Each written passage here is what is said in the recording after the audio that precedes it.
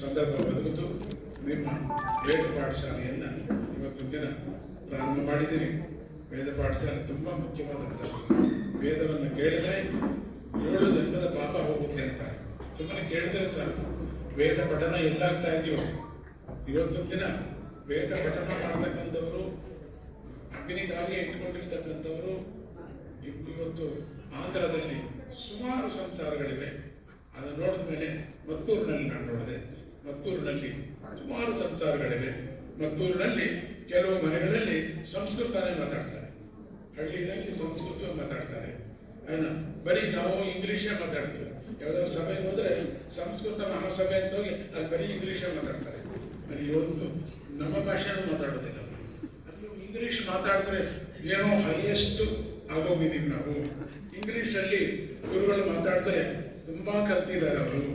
ಆ ವಿದ್ಯೆ ಬರ್ತಕ್ಕಂಥದ್ದು ಇಂಗ್ಲೀಷ್ನಿಂದಲೇ ನಮಗೆ ಜ್ಞಾನೋದಯ.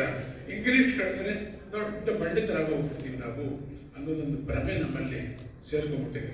ನಮ್ಮ ಭಾಷೆಯನ್ನು ಬಿಟ್ಬಿಟ್ಟಿವಿ, ನಮ್ಮ ಆಚಾರ ಬಿಟ್ಬಿಟ್ಟಿವಿ. ಸೋಮಾರಿತನ, ಬದ್ಧಕ ನಮಗೆ ಸಿಕ್ಕಾಬಟ್ಟೆ. ಅಂದರೆ ಸೋಮಾರಿತನ ಅಂದರೆ ನಿದ್ರೆ.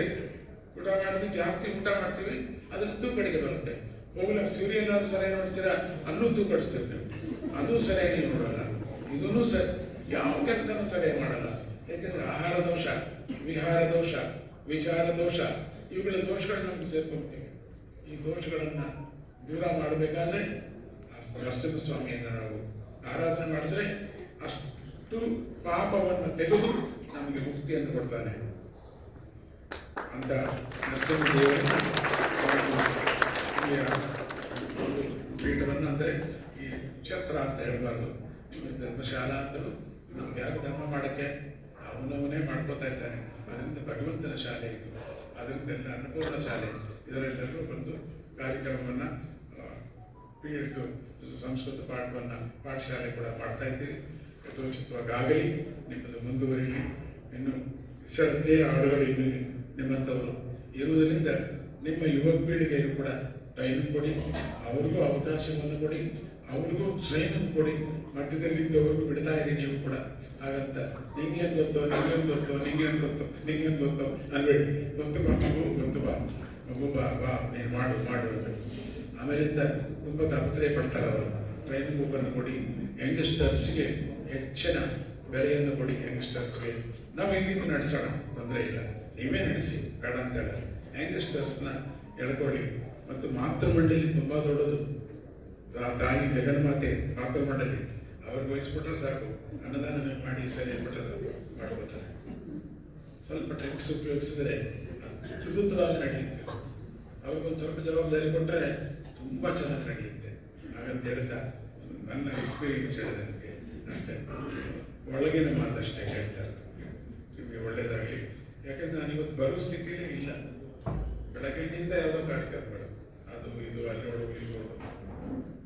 ಯಾತಕ್ಕೆ ನಿಮ್ಮ ಅದೇ ನರಸಿಂಹಸ್ವಾಮಿ ಹೇಳಿದ್ರು. ನರಸಿಂಹದೇವರು ಅಂತ ಓದ್ಬಿಟ್ನಲ್ಲ, ಅದರಿಂದ ದೇವರು ನರಸಿಂಹದೇವರು ಅಂತ ನೋಡಿ ಬಂದೆ. ನಿಮ್ಮೆಲ್ಲರಿಗೂ ದತ್ತಾತ್ರೇಯರು ಆಶೀರ್ವಾದ ಮಾಡಿ ಆಶ್ರಮಕ್ಕೆ ಬರ್ತಾ ಇರಿ. ಹತ್ರ ತಾನೇ ನಾನು ಪೀಠ, ಆಶ್ರಮ, ಮಠ ಅಂತೆಲ್ಲ ಕರೀತೀನಿ. ಯಾರ್ಯಾರಿಗೆ ಏನೇನು ಬೇಕೋ ಅಡ್ರೆಸ್ಸು ಹಾಕೊಳ್ಳಿ ಹಾಗೆ ಅಂತ. ಅವಾಗ ಬರ್ತಾ ಇರಿ. ಕಾರ್ಯಕ್ರಮ ನಡೀತಾ ಇರುತ್ತೆ. ಸ್ವಾಮೀಜಿ ತೆಲುಗುನವರು ಅಂದ್ಕೊಂಡ್ಬಿಟ್ಟಿದ್ದಾರೆ ಸುಮಾರು ಜನ. ತೆಲುಗುನವರೆಲ್ಲ ಅಚ್ಚ ಹೊರಸರ ಕರ್ನಾಟಕ, ಈಗ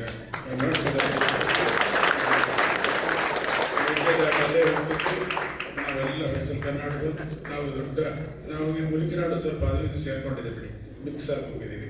ಒಟ್ಟಲ್ಲಿ ನಾವು ಮಾತ್ರ ಸ್ವಚ್ಛವಾಗಿ ಹೊರಸರ ಕರ್ನಾಟಕ, ಕನ್ನಡದವರು ನಾವು ಈಗ ತೆಲುಗೇ ಮಾತಾಡ್ತಿದ್ದು. ನಾವೆಲ್ಲ ತೆಲುಗು ಭಕ್ತಗಳು ತುಂಬ ಜನ ಬರ್ತಿದ್ದಾರೆ. ಅವ್ರಿಗೆ ಏನಾದ್ರು ಮಾತಾಡಲೇಬೇಕಲ್ಲ, ಅಷ್ಟು ದೂರದಿಂದ ಬರ್ತಾರೆ. ಒಂದು ಸತಿಗೆ ಬರಬೇಕಾದ್ರೆ 10,000 ಖರ್ಚಾಗುತ್ತೆ. ಅವ್ರು ಸುಮ್ಮನೆ ಬರೋಣ ಹುಚ್ಚುಚ್ಚರಾಗಿ 2 ಸತಿ 3 ಸತಿ ಬರ್ತಾರೆ. ಅವ್ರನ್ನ ಗುರುವಾರ ತಗೊಂಡ್ಬಿಟ್ಟಿದ್ದಾರೆ ಸ್ವಾಮೀಜಿನ. ಎಲ್ಲಿದ್ದರೂ ಓಡಿ ಬರ್ತಾರೆ. ಒಂದು ಸತಿ ಬಂದರೆ ಅವ್ರಿಗೆ 15,000 10,000 ರೆವಿನ್ಯೂ ಎಷ್ಟು ಬರ್ತಾ ಇದೆ ಮೈಸೂರಿಗೆ ಗೊತ್ತೇ ನಮಗೆ. ಅದನ್ನು ತಿಳ್ಕೊತಾ ಇಲ್ಲ ಯಾರು. ಅವರಿಂದ ಬಸ್ಸುಗಳು, ಟ್ರೈನು, ಏರೋಪ್ಲೇನು, ರೆವಿನ್ಯೂ ಸುಮಾರು ಬರ್ತಾ ಇದೆ ನಮ್ಮ ಆಶ್ರಮ ಬರ್ತಕ್ಕಂಥ ಭಕ್ತರಿಗೆ. ರಾಜಕೀಯ ವ್ಯಕ್ತಿಗಳು ಕೂತಿದಾರಲ್ಲ, ಅವ್ರಿಗೆ ಅರ್ಥವಾಗಲಿ ಅಂತ ಹೇಳ್ತಾರೆ.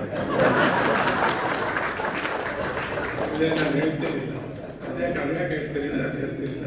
ಹೋಟ್ಲುಗಳು ಎಲ್ಲ ಕಡೆ ಬುಕ್ಕು ನಮ್ಮಿಂದ ಅಂತಲ್ಲ, ನಮ್ಮ ಆಂಧ್ರ ಭಕ್ತರಿಂದ ಯಾವಾಗ ನೋಡಿದ್ರು ಜಿಗಿ ಜಿಗಿ ಜಿಗಿ ಜಿಗಿ ಅಂತ ಇರ್ತಾರೆ, ಅಲ್ಲಿಂದ ಬರ್ತಾರೆ. ಆವಾಗ ನಾನು ಮೊದಲು ಕನ್ನಡನೇ ಮಾತಾಡೋದು, ಫಸ್ಟು ಕನ್ನಡಕ್ಕೆ ಮಾತಾಡ್ಬಿಟ್ಟು ಆಮೇಲೆ ನಾನು ತೆಲುಗು ಮಾತಾಡ್ತಾರೆ. ನಿಮ್ಮ ಕತೆ ಏನಾಗಿದೆ ಅಂದರೆ, ನಾನು ಕನ್ನಡ ಮಾತಾಡುವ ಮೊದಲು ನೀವು ಬರಲ್ಲ, ಕೊನೆಯಲ್ಲಿ ಬರ್ತೀರಿ, ಕೊನೆಯಲ್ಲಿ ಬರ್ತಾ ತೆಲುಗು ಮಾತಾಡ್ತಾ ಇದ್ದಾರೆ, ನೀವು ತೆಲುಗೇ ಮಾತಾಡ್ತಿದ್ದಾರೆ, ನೀವು ಮೊದಲು ಬಂದಿಲ್ಲ. ಅದಕ್ಕೆ ಈಗ ಸ್ವಲ್ಪ ಬದಲಾಯಿಸ್ಕೊಳ್ತಾ ಇದ್ದೀನಿ, ಮೊದಲು ತೆಲುಗು ಮಾತಾಡ್ಬಿಟ್ಟು ಆಮೇಲೆ ಕನ್ನಡ ಮಾತಾಡಿಸೋದು ಅಂತ ಹೇಳ್ತಾ, ನಿಮಗೆ ದೇವರು ಒಳ್ಳೆಯದು ಮಾಡಿ. ನರಸಿಂಹಸ್ವಾಮಿ ನೀವು ಎಲ್ಲ ಮನೆ ನಡೆಸ್ಕೋತಾನೆ, ಅವನ ಮೇಲೆ ಭಾರ ಹಾಕಿ, ಎಲ್ಲ ಅವನ ಚಿತ್ತ, ಪರಮಾತ್ಮನ ಚಿತ್ತ, ಅದು ನಮ್ಮ ಚಿತ್ತದ್ದೇನೂ ಇಲ್ಲ. ನಮ್ಮ ಚಿತ್ತಕ್ಕೆ ಬರಲೇಬಾರದು, ಅವನ ಚಿತ್ತಕ್ಕೆ ಬರಬೇಕು. ನಾವು ಇರುವುದು ಅವನ ಚಿತ್ತದಲ್ಲೇ ಇದೆ ಅಂತ ಹೇಳ್ತಾ, ನರಸಿಂಹದೇವರು ನಮಗೆ ಒಳ್ಳೆಯದು ಮಾಡಿ.